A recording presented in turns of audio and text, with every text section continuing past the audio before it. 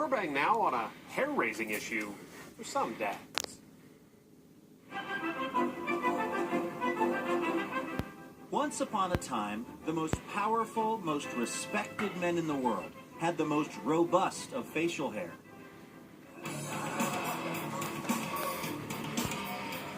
Today, though, let's be honest. Walking into a bar full of large dudes with large beards, drinking large beers, can be intimidating, to say the least. And Fred Ramirez says he knows why. We see it in cartoons. Oh, you ornery, fur-bearing critter! I'm Yosemite Sam! We see it in movies. Pathetic earthling. It's built in. It's subconscious, and it happens. Beard, bad guy. Thank you for making it.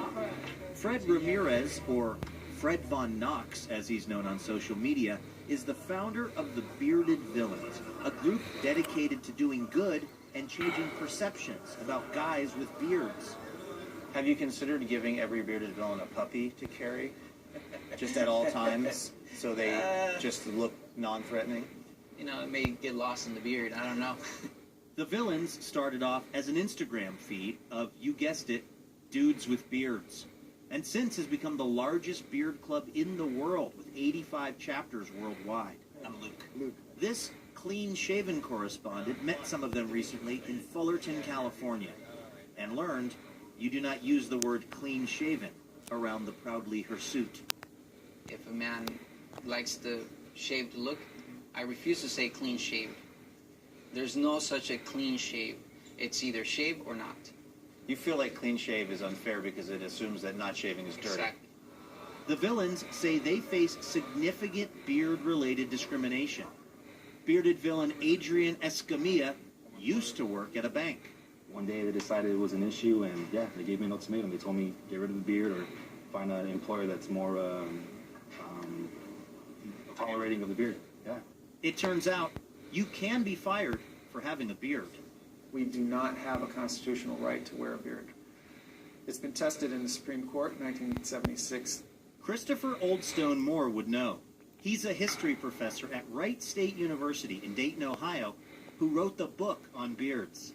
Do men have actually the right to grow their hair as they wish? That's an interesting civil rights question. The Supreme Court has recently ruled in favor of a Muslim prisoner in a federal prison.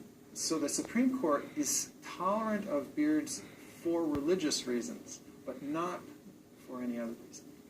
According to Professor Oldstone Moore, there's still a long way to go before beards gain full acceptance in our modern American world.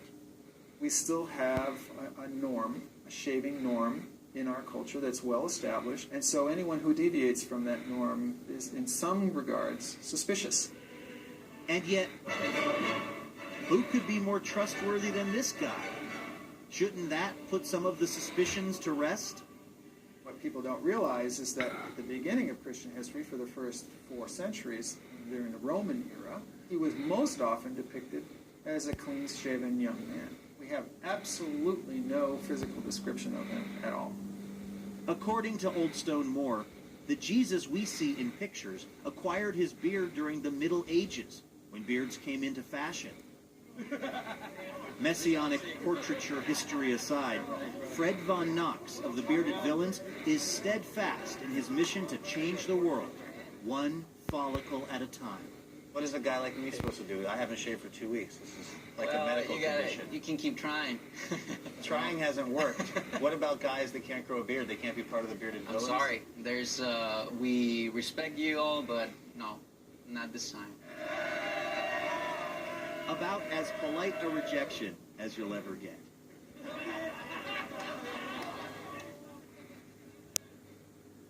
Coming up.